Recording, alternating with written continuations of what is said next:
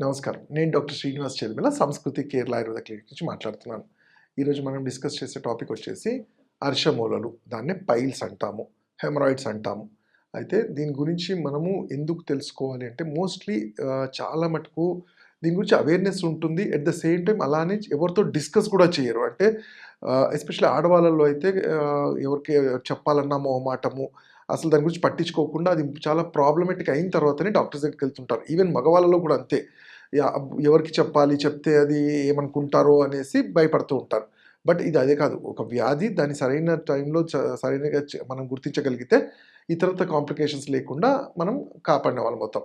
అయితే అసలు పైల్స్ అంటే ఏంటి? ఇది ఎన్ని రకాలు? ఎవరికొస్తుంది? దాన్ని ట్రీట్ చేయడం ఎలా తెలుసుకోవాలి? దానికన్నా ముందు అసలు గుర్తించడం ఎలా అనేది చాలా ఇంపార్టెంట్. ఎందుకంటే మీరు చూస్తే పైల్స్ అనగానే చాలా మందికి మోషన్ దగ్గర పెయిన్ లాంటిది కానియండి, లేదంటే మోషన్ ఏమైనా ప్రాబ్లమ్ రావటము, కూర్చుంటే నొప్పొస్తే పైల్స్ అనే అనుకుంటారు. బట్ కానీ జనరల్‌గా పైల్స్ కన్నా ముందు ఇక్కడ కొన్ని ఫిస్టులా అంటాం. ఫిస్టులా అంటే యానల్ రీజియన్ దగ్గర చిన్న ఓపెనింగ్ ఉండి అది ఇంటెస్టైన్స్ వరకు కూడా లోపల ప్రోబ్ అది ఓపెన్‌గా అవుతుంది. దానివల్ల బాక్టీరియం ఉండి కొన్నిసార్లు అది క్యాన్సర్‌గా కూడా టర్న్ అయ్యే ఛాన్సెస్ ఉంటాయి. సో, అందుకనే యానస్ దగ్గర ఏది ప్రాబ్లమ్ వచ్చినా ఫస్ట్ డాక్టర్‌గా అబ్జర్వ్ చేసిన తర్వాతనే పైల్సా, ఫిస్టులానా, ఫిషరా అంటాము. ఫిషర్ అనేది కూడా చిన్నగా చిట్లినట్టు ఉండి పెయిన్‌ఫుల్ కండిషన్స్ ఉంటుంది. ఏదైనా ఫస్ట్ మనం చూసి డాక్టర్‌తో మాట్లాడితే గాని అది అర్థం కాదు. అయితే ఇప్పుడు మనం మాట్లాడేది పైల్స్. అసలు పైల్స్ అనేది ఎలా ఉంటుంది అంటే, మీరు జనరల్‌గా చిన్న మొటిమలాగా మనకు ఫేస్ మీద మొటిమలు, పెద్ద మొటిమలు ఎలా ఉంటాయో యానల్ రీజియన్ దగ్గర చిన్నగా ఇవి ట్యాగ్స్ అంటాము. చిన్న చిన్నగా బొడిపల్లాగా ఉంటాయి. అయితే కొంతమందికి ఒకటుంటాయి, కొంతమందికి 4, 5 ఉంటాయి, కొంతమందికి మల్టిపుల్‌గా కూడా పెద్దగా ఉంటాయి. మోస్ట్‌లీ ఇదేంటంటే ఎవరికొస్తుంది? ఎవరైతే సరిగ్గా టైంకి తినరు, సరే రోజువారీ మోషన్ పాస్ చేయరు, కాన్‌స్టిపేషన్ ఉన్నా ఏదో మేనేజ్ చేస్తున్నారనే వాళ్ళలో, గ్యాస్ట్రిక్ సంబంధిత వ్యాధులు, ఇతరత్ర మెడిసిన్స్ ఏమన్నా వాడుతున్నారు, లాంగ్ టర్మ్ మెడిసిన్స్ వాడుతున్నప్పుడు, హార్మోనల్ ప్రాబ్లమ్ ఉన్నప్పుడు, ఎస్పెషల్లీ థైరాయిడ్ కానీ ఇట్లాంటి వాళ్ళలో అండ్ ఆడవాళ్ళలో ప్రెగ్నెన్సీ టైంలో కానియండి, హార్మోనల్ ఇంబాలెన్స్ ఉన్న వాళ్ళలో కూడా అండ్ కమింగ్ టు లైఫ్ స్టైల్‌లో ఏంటంటే ఎక్కువ సిట్టింగ్ జాబ్ ఎవరైతే ఉంటారో లైక్ డ్రైవర్స్ అని కానియండి, టీచర్స్ అని కానియండి, హూఎవర్ చాలా ఎక్కువ సేపు హార్డ్ స్టో వాటి మీద కూర్చునే వాళ్ళుంటారు. వీటి వల్ల యానల్ రీజియన్ దగ్గర ఉండే వెసల్స్‌లో రక్త ప్రసరణ సరిగ్గా ఉండక అక్కడ బొడిపెల్లాగా రాని అవి బయటికి ప్రొట్రూడ్ అవుతుంటాయి.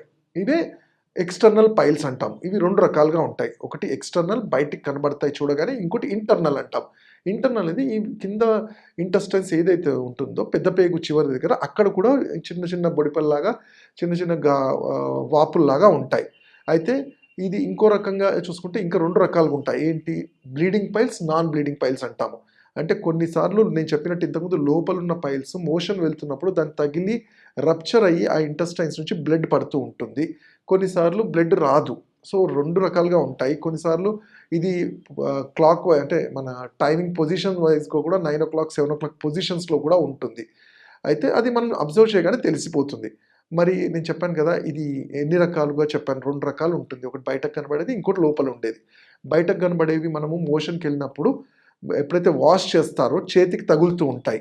తగిలినప్పుడే మనకి అర్థమైపోవాలి. ఇది పైల్ మాస్ లాగా ఉంది. దీన్ని మనం డాక్టర్‌ని కలవాలి అని. కొంతమందికేంటంటే చాలా స్పైసీ ఫుడ్ తీసుకున్నప్పుడే ఇవి బయటకు వస్తుంటాయి. మోషన్ హార్డ్‌గా అయినప్పుడే వస్తుంటాయి. మిగతా టైంలో బానే ఉంటుంది. అండ్ అంటే ఏవైతే ఈ నాన్ వెజ్ ఐటెమ్స్ కానీ, ఆల్కహాల్ కానీ ఇలాంటివి తీసుకోవడము, లేట్ నైట్స్ ఫుడ్ తీసుకోవడం వల్ల కనబడుతుంటాయి. ఇంకొంతమందికి చాలా తక్కువ వాటర్ తీసుకుంటారు. బాడీ హైడ్రేట్ అవ్వదు. వాళ్ళలో డ్రైనెస్ పెరిగినప్పుడు కూడా మోషన్ వెళ్ళినప్పుడు ఈ ఆహ్, పైల్స్ అనేవి తగులుతూ ఉంటాయి. అయితే కొంతమందికి చాలా మందికేంటంటే ఇది పెయిన్‌ఫుల్ కండిషన్‌గా కూడా ఉంటుంది. కూర్చోవడానికి కూడా ఇబ్బందవుతుంది డాక్టర్ గారు తగిలినప్పుడు చాలా పెయిన్ అంటారు. ఫస్ట్ ప్రికాషనరీ థింగ్ ఏంటి అంటే దీనికి నొప్పి తగ్గడానికి నొప్పి గోళీల కన్నా ఆయుర్వేదంలో చెప్పబడిన స్లిజ్ బాత్ అంటాము. అంటే ఒక 1 లీటర్ వాటర్ గోరువెచ్చని వాటర్‌లో త్రిఫలా చూర్ణం అని దొరుకుతుంది. అదే హరితకి, విభితకి, ఆమ్లకి పౌడర్ సమపాలలో ఈ చూర్ణం తీసుకొని త్రిఫలా అనేది మార్కెట్‌లో దొరుకుతుంది. దాంట్లో కూర్చోగలిగితే వాపు ఏదైతే ఉంటుందో దానికి కావాల్సినంత ఆక్సిజనేషన్ దానికి కావాల్సినంత డైలేషన్ జరిగి టెంపరరీగా పెయిన్ రిలీఫ్ ఉంటుంది. మరి దీనికి సరైన టైంలో గుర్తించకపోతే ఏంటి అంటే, అది సర్జరీగా మేము చూస్తుంటాం. పైల్స్ వచ్చిన వాళ్ళు సర్జరీకెళ్తుంటారు. అలానే ఆయుర్వేదంలో క్షారసూత్ర అంటాము. అది కూడా సర్జికల్ ప్రొసీజర్. అయితే ప్రతి పైల్‌కి వచ్చిన ప్రతి అర్షమూలలకి మనం సర్జరీ చేసుకుంటూ వెళ్ళలేము. మనం మన కంట్రోల్‌లో కానప్పుడే ఎవరైనా సజెస్ట్ చేస్తారు. మరి సర్జరీ చేసిన మళ్ళీ రిపీట్ అవ్వకుండా ఉంటుందంటే ఇదే లైఫ్ స్టైల్ ఇలానే ఉంటే మళ్ళీ వచ్చే ఛాన్స్ ఉంటుంది. అదే ఆయుర్వేద పద్ధతుల్లో పథ్యాపత్యాలు చేసుకుంటూ సరైన టైంలో ఔషధాలు తీసుకుంటే మళ్ళీ రిపీట్ అవ్వకుండా కూడా మన బాడీని మనం మేనేజ్ చేయగలుగుతాం. దానికి మనం ఫస్ట్ చేయాల్సిందేంటి? తీసుకునే డైట్ అనేది సాత్విక ఆహారం అంటాం. నేను ఇంతకుముందు చెప్పినట్టు ఫుడ్ అనేది స్పైసీగా పచ్చళ్ళు కానియండి, ఆల్కహాల్ కానియండి, లేదంటే నాన్ వెజ్ ఐటెమ్స్ ఎక్కువ కాకుండా లిమిటెడ్‌గా మన శరీర తత్వాన్ని బట్టి మనము ఒక ఆయుర్వేద వైద్యుడిగా మేము చెప్తాం. వాత పైత్య కఫాలు ఉన్నప్పుడు ఏం ఫుడ్ తీసుకోవాలి మీరని. ఎస్పెషల్లీ ఈ పైల్స్ ఉన్న వాళ్ళలో ఇది పైత్యానికి సంబంధించిన వ్యాధి కాబట్టి వీళ్ళని ఎక్కువగా ఔషధంలాగా పనిచేసేది మజ్జిగ అంటాం. అంటే దీన్ని తక్రము. బాగా చిలికిన మజ్జిగని వడగట్టుకొని దాన్ని రోజుకొకటి 2 గ్లాసులు తాగగలిగితే ఈ పైల్ మాస్ లోపల నుంచి ష్రింక్ అవ్వడమే కాకుండా ఇంటెస్టైన్స్‌లో పెరిస్టాల్టిక్ మూవ్‌మెంట్ పెరిగి మోషన్ అనేది క్లియర్ అవ్వడానికి హెల్ప్ అవుతుంది. ఫర్దర్‌గా కాన్‌స్టిపేషన్, గ్యాస్ట్రిక్ ప్రాబ్లమ్స్‌లో కూడా చాలా హెల్ప్‌ఫుల్ అవుతుంది. అలానే టైంకి ఫుడ్ తీసుకోవడం అనేది మన మెటబాలిజాన్ని కరెక్ట్ చేయడం. అంటే మన ఇంటెస్టైన్స్‌కి కావాల్సిందేంటి? ప్రతి 6 అవర్స్‌కి, 8 అవర్స్‌కి అవి పని చేస్తేనే దాంట్లో ఉండే పోషకాలు, గుడ్ బ్యాక్టీరియా పనిచేయటము బాడీని ఫ్లష్ అవుట్ బాడీలో ఉండే వేస్ట్ అంతా ఫ్లష్ అవుట్ చేస్తూ ఉంటుంది.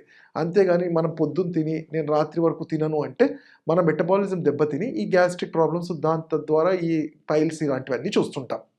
అయితే నేను ఇంతకుముందు చెప్పినట్టే డైట్ అనే దాంట్లో వచ్చేసరికి టైం అనేది చాలా important.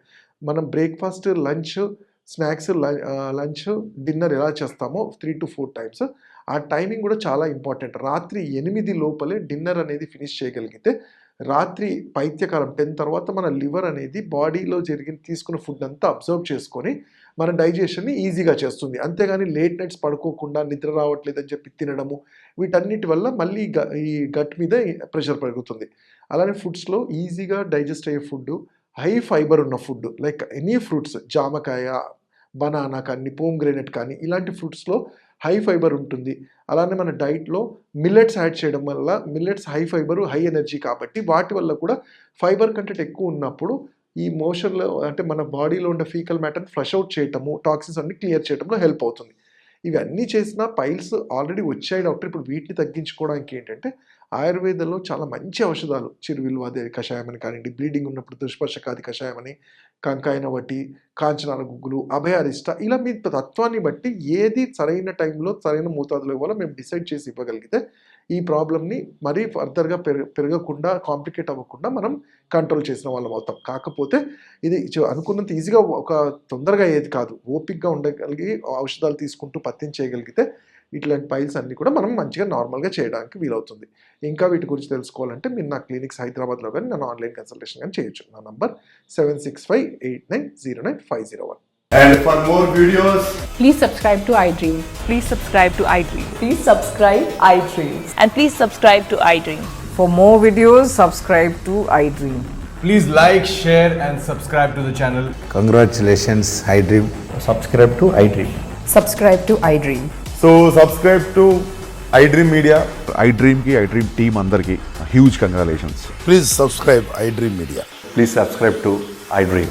Subscribe iDream. Please subscribe to iDream.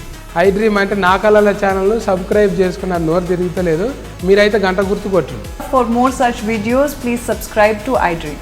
Subscribe to iDream. Please subscribe to iDream. Please subscribe iDream Media. Please do subscribe to iDream. Please subscribe to iDream Media. For best entertainment and information, please subscribe iDream. And don't forget to subscribe to iDream.